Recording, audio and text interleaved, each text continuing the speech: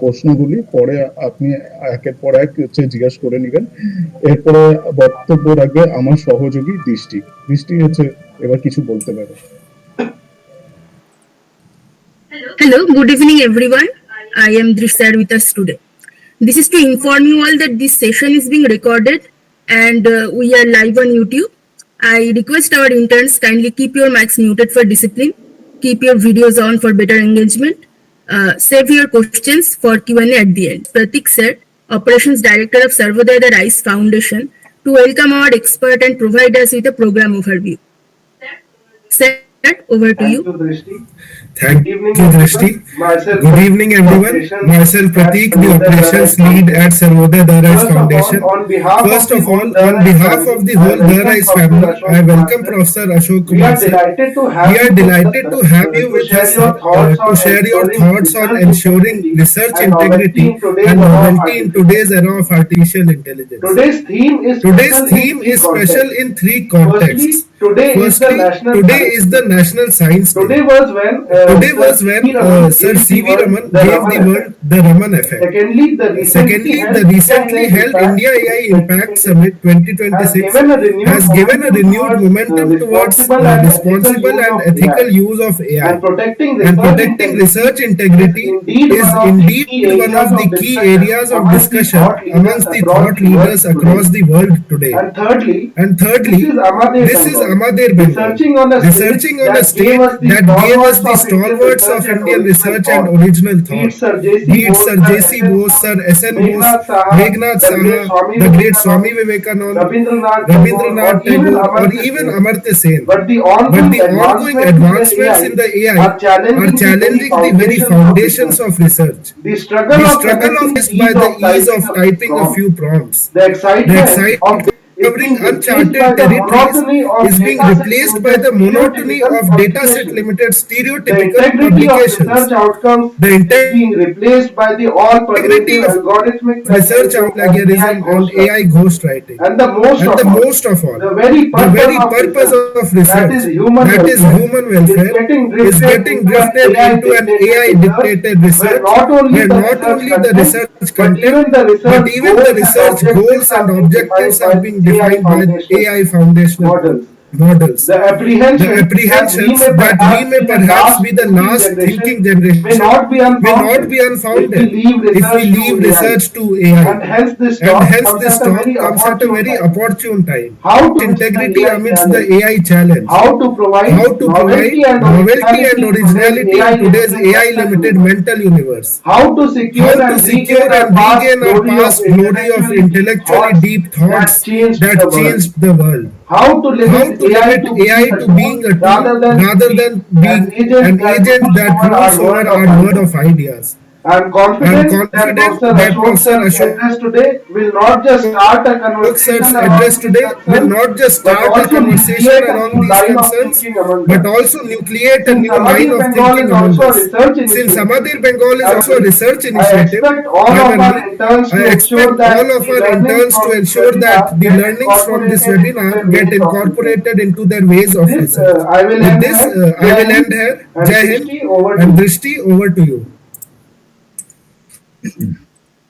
Now I request our editorial lead, Sneha. Good evening, everyone. On this occasion of the National Science Day, it is a privilege to welcome eminent scientist, educationist, and academic administrator with a distinguished record in Indian higher education. Professor Ashok Kumar's scientific journey is marked by significant contributions to the anti-cancer research. For his work on radiation biology, he received the Young Scientist Award from the Bhabha Atomic Research Center in 1990. He was the first recipient of this award. His research earned him international recognition as well, including the Senior Scientist Award from the Association of Radiation Research, United Kingdoms, and the prestigious Kadota Award in Cancer Herbal Drug, of the Alexander von Humboldt Fellowship, Germany, and Japanese Postdoctoral Fellowship. Apart from having received several other national and international honors for his contributions to science, Sir has provided exemplary served as Vice-Chancellor of leading institutions. He has been the Vice-Chancellor of the Deen Dayal Upadhyaya Gorakhpur University, Chhatrapati Shahuji Maharaj University, CSA University Kanpur, Nirwan University Jaipur Rajasthan, and Sri Kalkaji Vedic University Rajasthan. His leadership has strengthened research culture and higher education governance across institutions. Presently, Sir serves as the President of International Society of Life Sciences and Social Research Foundation, where he continues to promote scientific inquiry. Sir, it is truly an honor to have you with us today. Thank you, sir.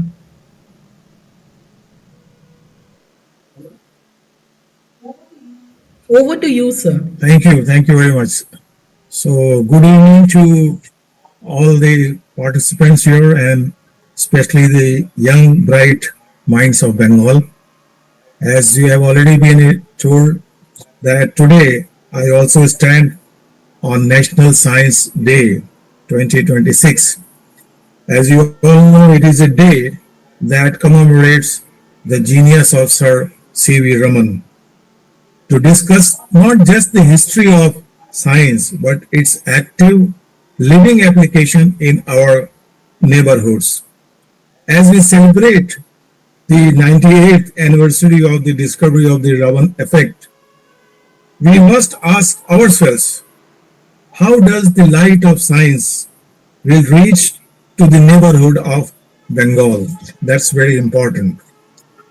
Well, it is often said, what Bengal thinks today, India thinks tomorrow.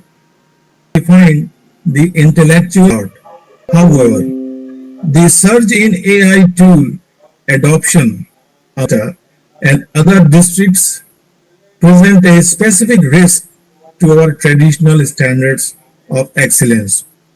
We must ensure that AI serves as a catalyst for your state knowledge economy rather than a source of education pollution.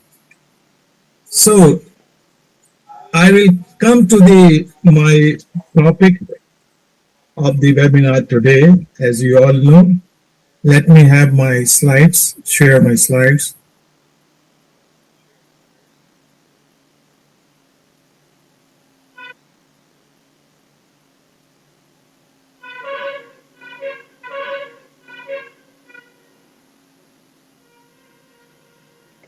Yes, sir, it's visible.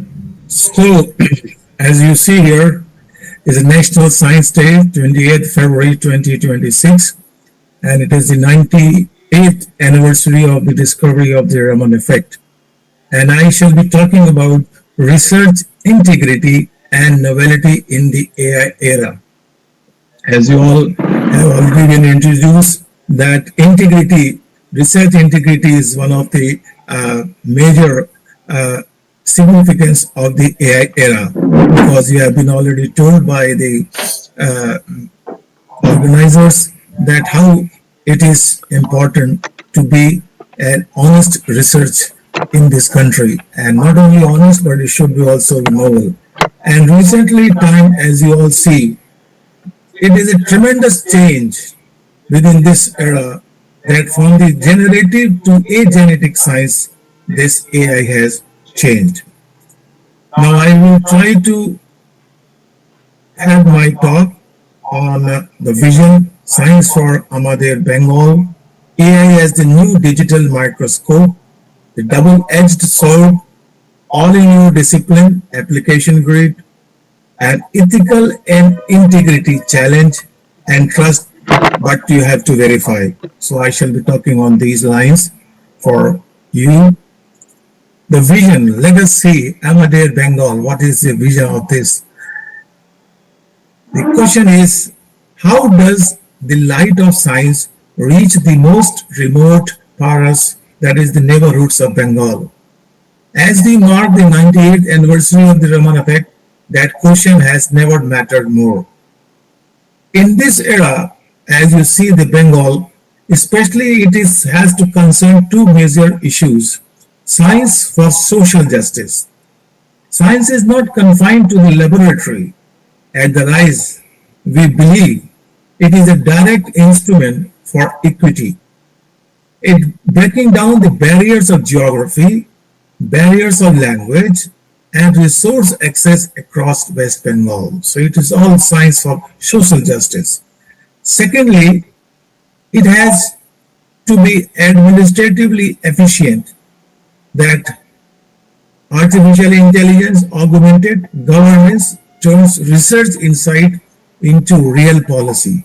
The research should be such that they really come forward from the lab to the field and becomes a real policy matter. So our vision of the Amader Bengal, or your vision of the Amader Bengal, should be data-driven administration that is transparent, that is responsible, and that is available to every citizen. So that should be the mission of the Amader, and I'm very sure all the young minds which are participating in this must be following it, and they should follow it. So we are talking about artificial intelligence. For someone, I would like to say, what is artificial intelligence? As you see here, artificial intelligence means the utility in scientific research. That is, we are going to talk. Of course, I have written scientific research, but it's all research. In brief, if we say, what is artificial intelligence? So AI is the science of building systems that perceive, they have reason, they learn, and then they act. How they act? By simulating human cognitive functions using data, algorithms, and computation. That is how it works. Now, if you see the evolutionary, or if you see the basic parts of a artificial intelligence, so we have the machine learning. Machine learning is the systems that learn patterns from the data without explicit programming. It's powering predictive models and classification tasks. It's basically learning. You teach the machine, you feed various data to the machine so that it learns. The more data you feed, the more it will learn. It is simple like that. The more data you will yourself read, you will learn. Simply once you learn it, then it has to be computed. So there is the second is the computer vision. The AI that processes images and mixed data. It's processing. Once the machine has learned, the second part, it has to compute, it has to process images and mixed data. And this may be the vital for various medical imaging, satellite analysis, and laboratory automation. So all these are important. Now, if the machine has learned, then what it sees is a practical working process.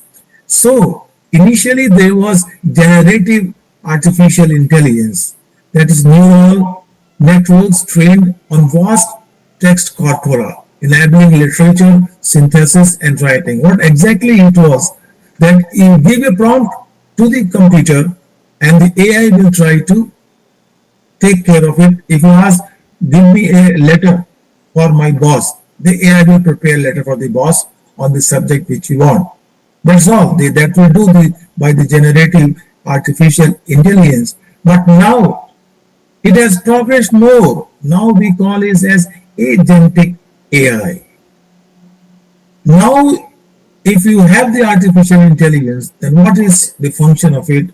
That you give a prompt, it will work on the prompt, and then you ask it to send it to a other place, and this will be sent by this AI. So the task has been very different. So there is a machine learning, computer vision, generative AI, and now we are working on the agentic artificial intelligence. So what is the utility in the research here? The first of all is the literature intelligence. If you see here, because for any research work, you need a review, you need a background of the work. And so that if you know the background, then only you can have the hypothesis, you can model for the future your research. So there's a literature intelligence is the utility where it scans millions of papers, extracts sample sizes, frameworks, and research gaps which no human can find manually. It is difficult. You can find it, no problem, but it will take long time. So that you need to save your time, and it does that job. And then if you want to have once you have the literature, you want to make certain hypotheses so that you can work what was the hypothesis earlier. If you don't agree or if you want to justify, you want to pursue further research, then you have the hypothesis generation. You need it. And this identifies non-obvious correlations across data sets to propose novel research directions and experiments. That is what it does. So now you have a literature, now you have a hypothesis. So what you do is you need to have experimental. Science always needs experiment. So then there is an experimental acceleration. So it simulates complex experiments, drug interactions. This is only possible once you have a good machine learning. You have fed so many data, then you can have this drug interaction. You can have climate models. You have fed various temperatures. You have fed various humidity, and accordingly, if what is the temperature, the machine will recognize, the AI will recognize, and can have the climate.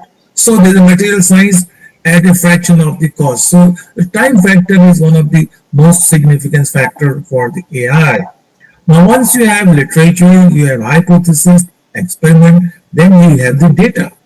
You have to analyze your data so that we have a data analysis and biased audit so that it handles terabytes of multi-model data, automates validation, and audits findings for algorithms bias. So without any, it has the mathematical calculations also for the data.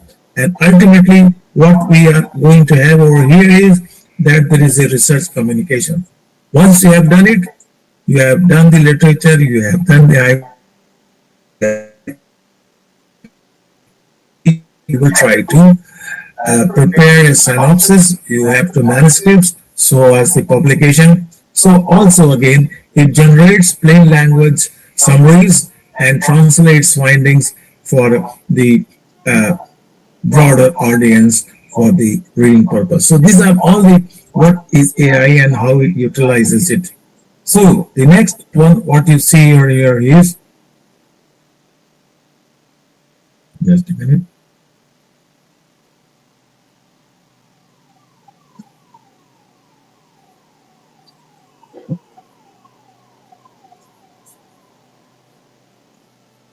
Slightly different areas.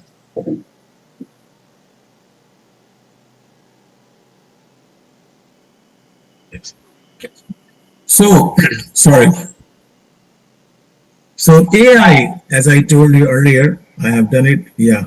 So AI as the new digital microscope. What we say is AI act as a digital microscope. Why we say as a digital microscope? Because it reveals patterns in data the human eye simply cannot catch.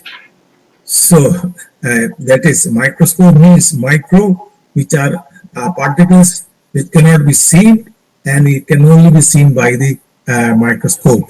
So that it acts as a digital microscope revealing patterns in data the human eye simply cannot catch. Now, as I said, the evolutionary, you say, in the pre-2000, the manual observation was there, the physical experiments were there, and the paper-based literature was reviewed. Once we have evolved into 2020, we have now digital era, where statistical softwares are there, online databases are there, and computational modeling is there. And now, of course, we have agentic AI era, 2020 now, and we have LLM, large language machines. There are autonomous agents, there are multimodal analysis, we have a real-time structure over here, which we can function. So this is the chain. Now, if you see the utility in various scientific research or research, so what is AI enables machine to learn from data. It identifies patterns and make decisions. It simulates human intelligence to solve complex problems at scale. Machine learning, I also told you, deep learning is also there. Then we have generating AI and the large language machines. They create text, code, and summaries the research. So what happens? There is a big data processing over here. There is a big hypothesis generation, as I told you earlier. there is a predictive modeling, imaging, and knowledge and lab automation. So all these utility functions, once again, are very clear with the AI model over here. Now, there is a double-edged sword that is important to know. The opportunity versus integrity risk. That is important. So on one side, you see artificial intelligence accelerates discovery because it saves your time. It synthesizes millions of papers in seconds. There are various programs called as Elicit or Paper Guide. These are two types of AI which make synthesis of millions of papers. Then we have predictive modeling over here. If you want to have drug discovery and climate, then it detects invisible patterns across multimodal data sets, automates statistical analysis and bias auditing, and enables cross-disciplinary knowledge synthesis at scale. But what is compromising? That's important. Now, it compromises integrity. AI hallucinations fabricate citations and data. This is very important. I will explain you later on. So, hallucination means you have the data, but they may be fabricated. They may be different. They are cited from certain source. What is important over here is they may mislead you also. So it is always important that once you have this data or citation, you have to see the original data also, because it may not be there or it might have different interpretation. So there's a cognitive skill erosion from over-reliance. So the cognitive skill, the human skill is different than the machine skill. So therefore you have to be very careful. What the machine thinks may be different than what you think about it. So it blurs the boundary of human intellectual authorship. So what is happening is that once it's very easy, once you get all the literature in a limited period of time or less of time, then sometimes you don't think yourselves. So therefore, the blurs, your intellectual authorship will blur because you are not totally dependent on the machine, which may not be correct, hallucinations may be there. So this algorithm bias amplified information research conclusion. Sometimes this is also misleading. So therefore, also one has to be very careful. There is no universal discipline, specific disclosure standards here. So you cannot say that what actually is the data is there may be correct. So you have to be very careful about your data. So it, of course, there is a science, as you see here, science in general.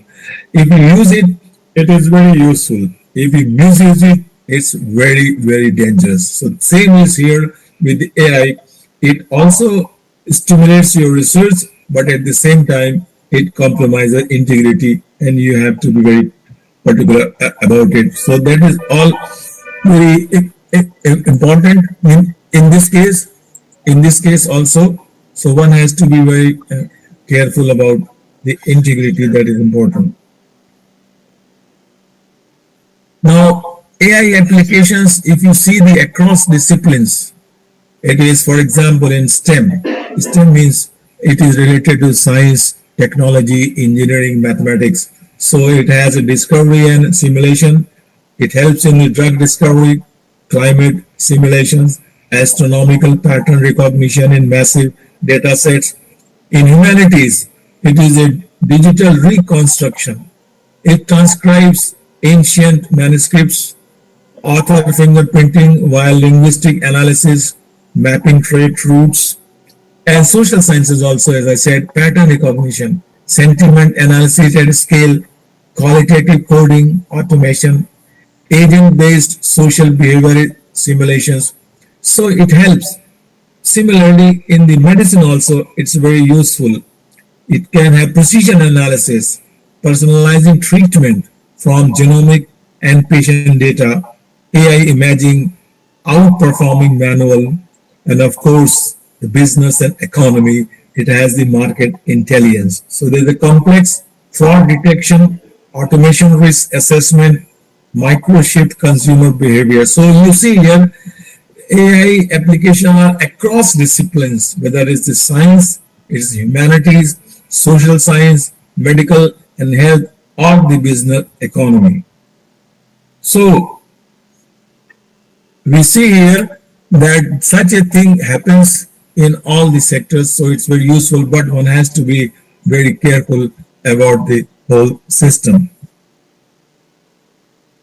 So what is happening over here is the research methodology has been shifted from human AI to co-researcher. For example, the literature synthesis. There is a tool called as elicit extract.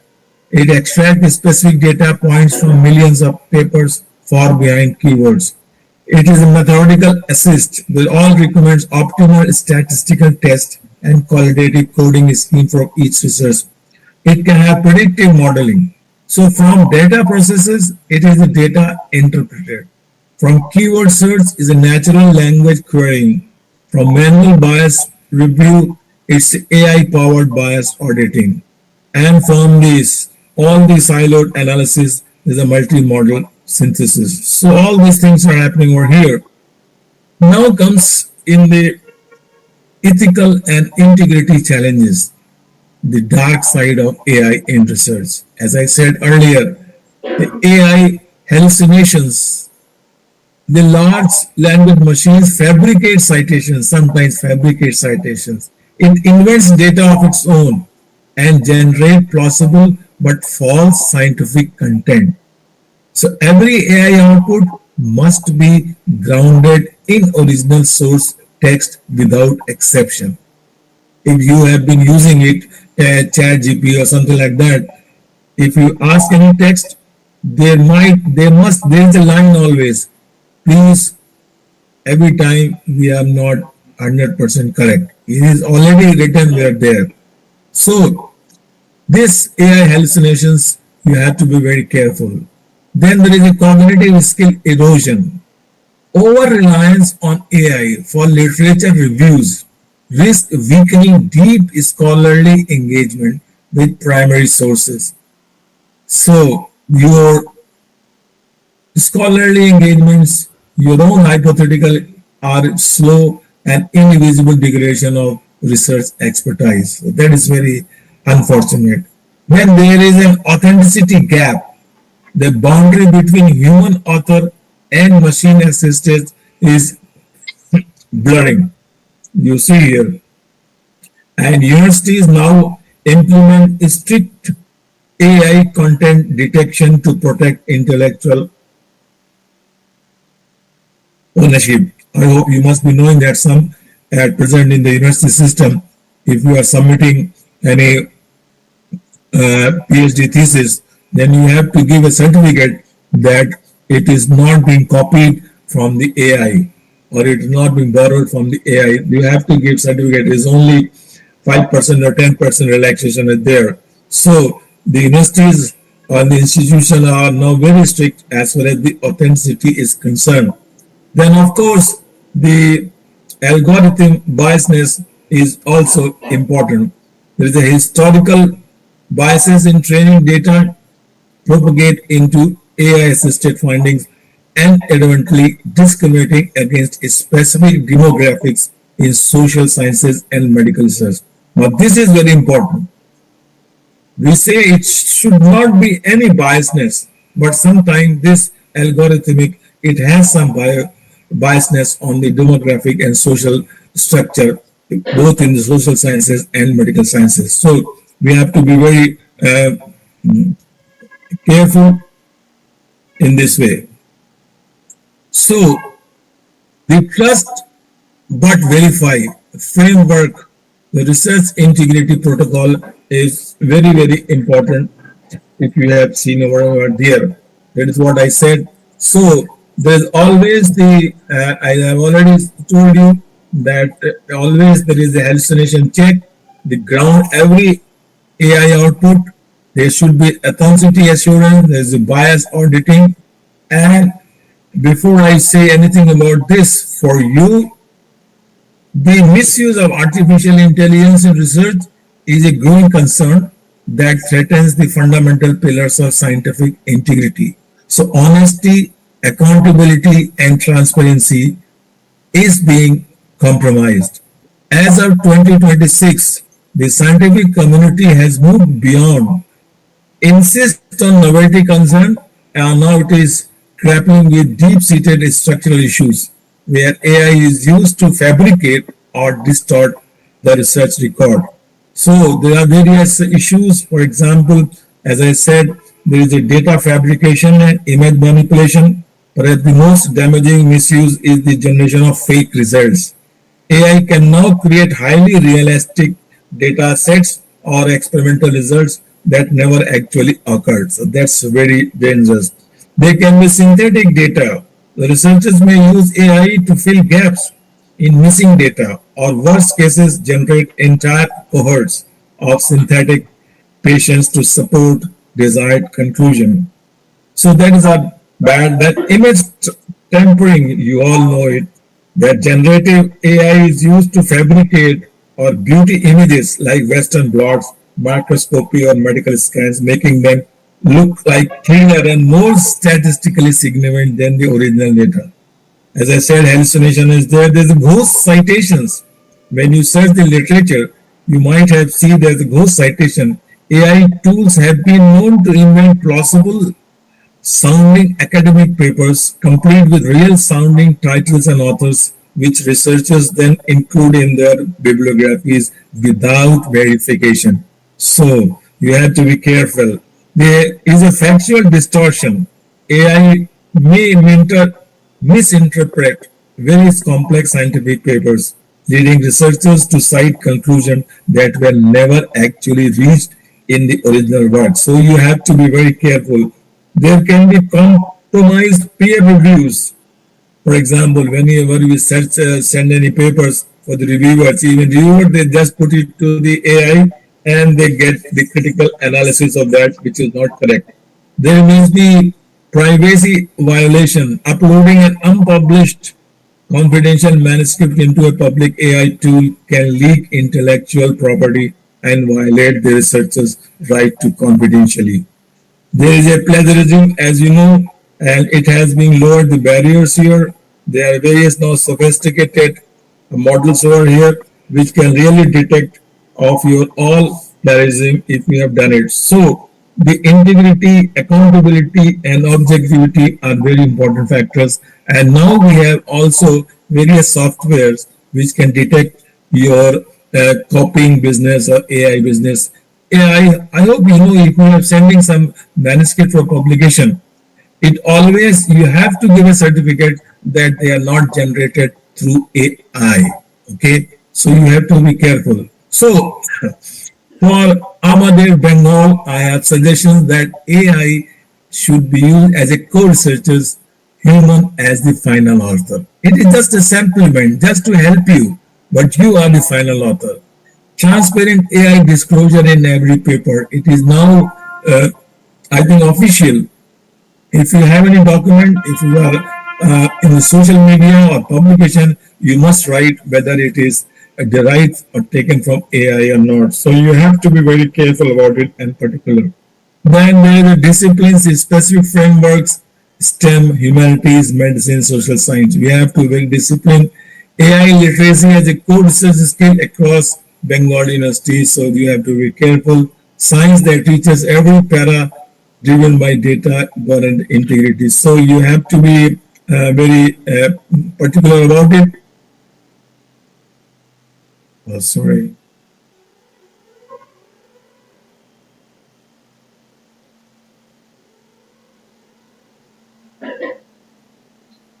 So I will say that novelty begins with curiosity and integrity demands rigor. AI amplifies both. So in the last, I will say science is a tool for social justice and administrative efficiency, and it is the RISE initiative also. And so I wish to express my sincere thanks to you all for giving me a chance to share my views on artificial intelligence on the integrity and novelty of the research.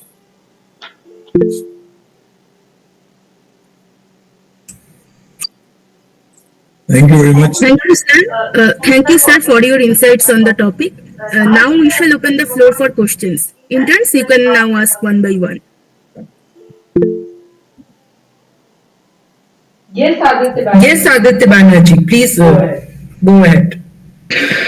Good afternoon, sir, and good afternoon, everyone.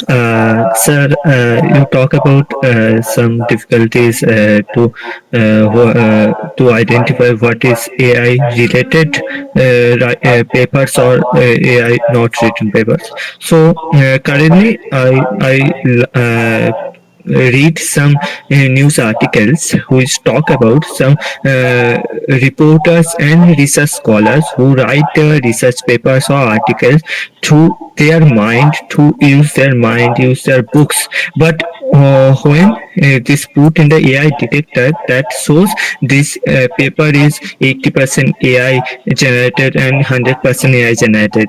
So this is a big problem, I think. So what's your opinion on this? Yeah, you are very correct. We also use the AI to, as I said earlier, and in my talk here, you get the information from the AI. It's fine. You have to get some information, but whatever information is you get from the AI, you have to verify from the sources, because whenever you get a literature, and I also use AI for finding my literature. So there are also the sources are also written from where they have taken it. So you see the source and then you do it. What you can do is that you make this manuscript and then you can put your manuscript for correction through the AI. That is okay. That is fine. But if you simply cut and paste, that is not possible. That will simply, because you have to certify, and if you publish a paper, you have to give a certificate that is not to AI generated. So I should not say it, but since you have to be very clear. Exact copy and paste is always very risky and very dangerous. You can see the thought, you can make the thought, you know it what exactly it is, then you make your own language, that will better. You can also again put back your language for corrections. That is okay, fine. But simply don't cut and paste. That is not required. Thank you, sir. And it is very, as I said, you have to verify. There is a very interesting case few months before in United States. There was a trial going on, and one of the lawyer brought oh sir, on the very similar pattern, I have got a judgment of your honorable court in such and such year, and the judgment was in our favor. So the judge was slightly thinking that, oh, I have not seen it, let me check it. So he took some time, then he checked it. The next day he came, I checked all the literature, I checked all the judgments of my court. There is no such judgment. From where you have picked up, please bring that volume. Then he said, sir, it was through AI. Oh my God. Though that is what is very risky indeed. So it looks good, sounds good, but now we have checks also. Earlier there was no check, now there is a check. There are software which can trace you from where you have picked up. So Absolutely. it is always, what I want to say is that AI is actually it's a supplement, is to help you. It is not, don't make AI as your boss. You are the boss. They are just helping methods or helping tools, supplementary tools, which help you for your research area. Absolutely, sir. Thank you, sir. Thank you. Thank you, sir. Drishti, please go ahead with your question. Sir, I am a civil service aspirant. So, for my question is for a future civil servant. The temptation to use AI for policy drafting is very high. So, however, if an AI-generated policy lacks originality or carries a hidden bias, where does the actual intellectual accountability lie? Like, how do we build an institutional framework that rewards human integrity over the algorithmic efficiency? I mean, you are right. It they just earlier also said it's a supplement. You see, I want to plan how to establish the science academy. So I just put this. I get some information about it because, as I said, the AI has the capacity to analyze from millions of such data. But what is advisable is that whatever suggestion they are simply a guideline, a supplement. Don't believe 100% because practically things may be different. Your experience, your what is happening nowadays, AI is being used for various policy making, right? But what is happening is, even I see in education, NEP 2020, the policy is very good. कोई policy खराब नहीं बनाता, policy सभी अच्छी बनाते हैं देश के लिए, for the country, everyone makes good policy, but they are not implemented. Why they are not implemented? Because they mismatch with the ground reality. The ground reality is different. The policy is very high, very ambitious. The policy should be such that should be possibly implemented. Then it is worth it. Otherwise, so simply here, it's always a supplement. AI can generate you a few ideas, but you have to think about from your experience or from people experience, from others, colleagues experience, what is the ground reality.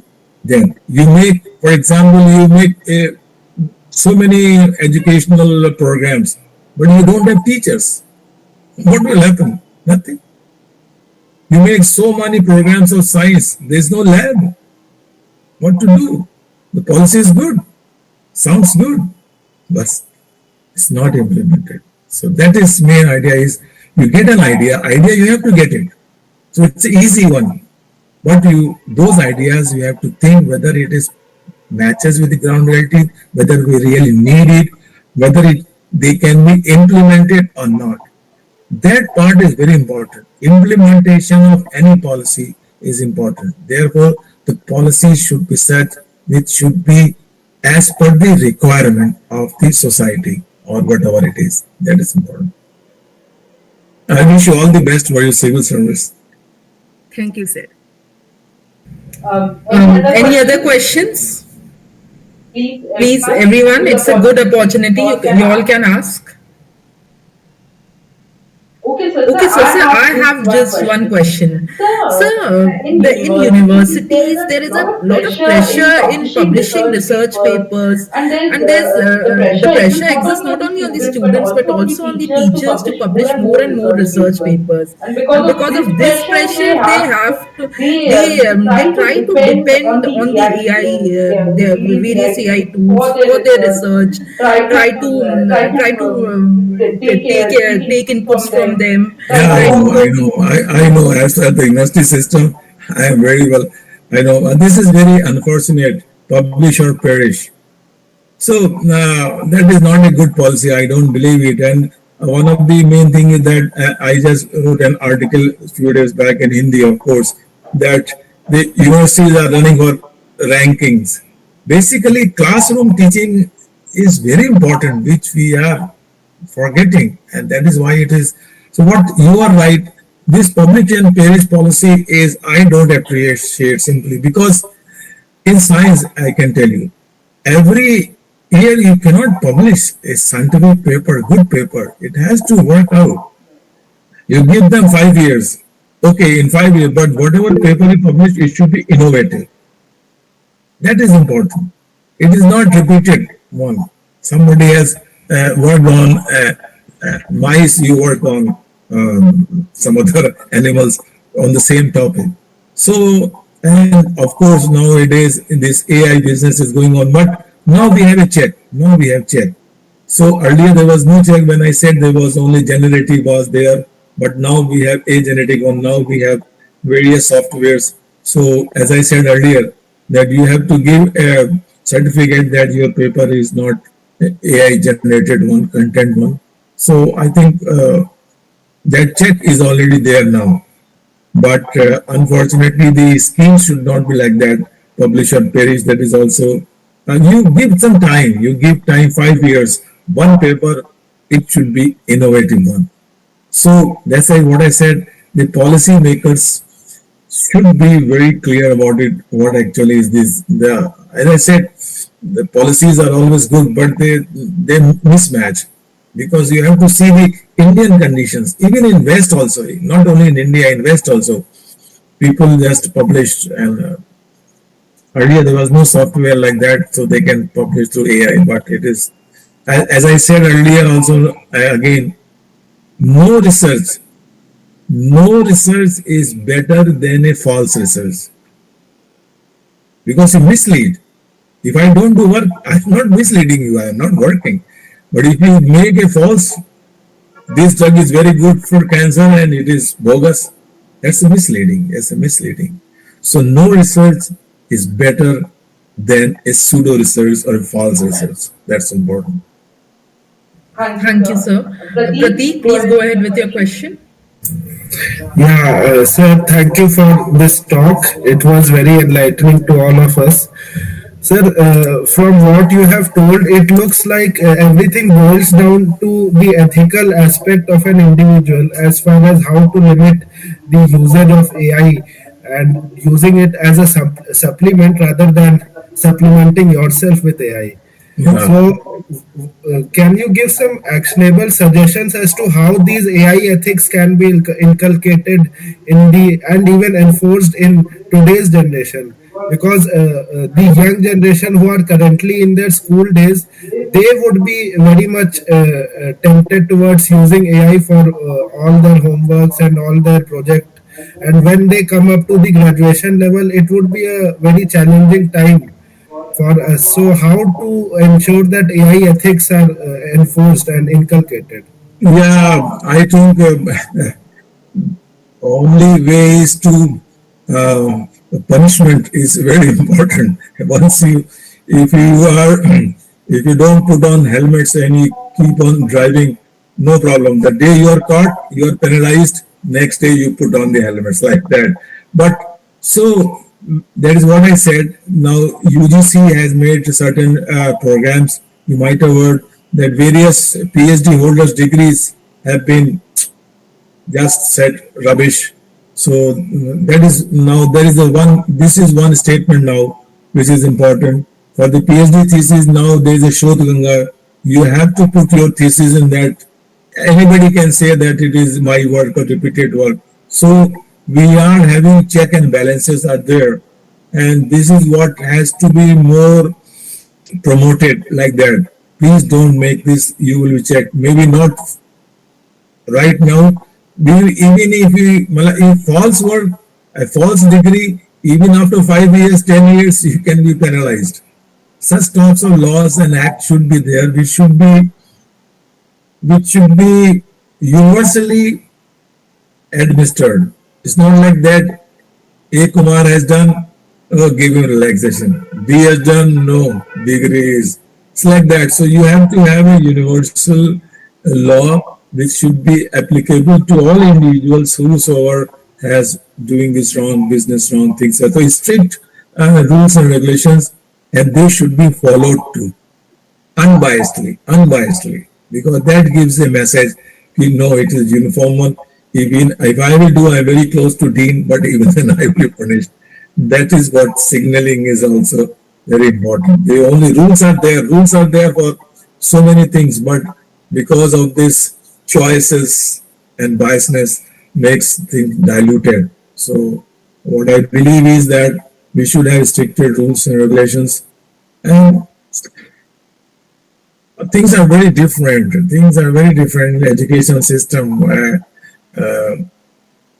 have developed a parallel coaching industry in this country. So the formal education is in so many things are there because of these things. So, Okay. Thank you. so it is always a self moral is always there. No government can ask you to be. So it is self ethics, and that's what I said that West Bengal young minds should be an example for others.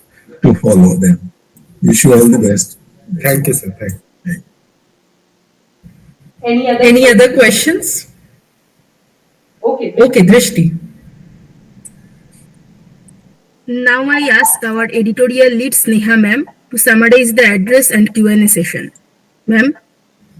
Thank you, Drishti. Thank you, sir, for the enlightening session. So, to summarize it, talking about science rightly elaborated its utility to bring social justice and need to bring these research in action on ground. In his presentations, talked about what is AI, its utility in scientific research, AI-based application, the AI emerging as a double-edged sword. While it accelerates discovery, there's also cases where integrity at times gets compromised. Talking about the threat of AI, Sir talked about AI hallucination, erosion of cognitive skills due to intensive dependency of AI, authenticity gap, algorithmic bias. Sir also highlighted the shifting methodology of research towards human AI co-researcher, the growing issues of ghost citation, compromised peer review, unpublished or perish culture. Solution lies in trust but verify framework, because integrity, objectivity, and accountability are critical factor. And AI is just a supplement to your research, and no, don't make it a boss of yours. At last, Sir rightly said, novelty begins with curiosity and integrity demands rigor, and AI amplifies both. And as Sir said, that where research people, Bengal thinks today, India thinks tomorrow, and this is what we need to develop today, in the integrity in research. Thank you, sir. Thank you for enlightening Thank you session. very much. Now Thank I you. request Drishti to give a vote of thanks. Sir, it is my privilege as project coordinator of Amader Bengal to propose a heartfelt vote of thanks. I want to extend my gratitude to you, sir. Your wisdom on safeguarding research integrity and speaking true novelty in the AI era, from taming algorithmic biases to nurturing human ingenuity, has left us all enriched and energized for the road ahead. Sincere thanks to Operations Director Pratik sir and Editorial Director Sneha ma'am. Thanks to Shivabroto, my partner in coordination for this initiative, and thanks to all interns for joining. And that brings us to the end of this session. Thank you, sir. Thank you, Thank you. everyone. Thank you very much and wish you all the best. Have a nice Holi. Holi is coming very soon, so wish you all the best. Have a joyful, colorful Holi festival. Okay. Thank you, sir. Thank you, sir. Thank you, sir.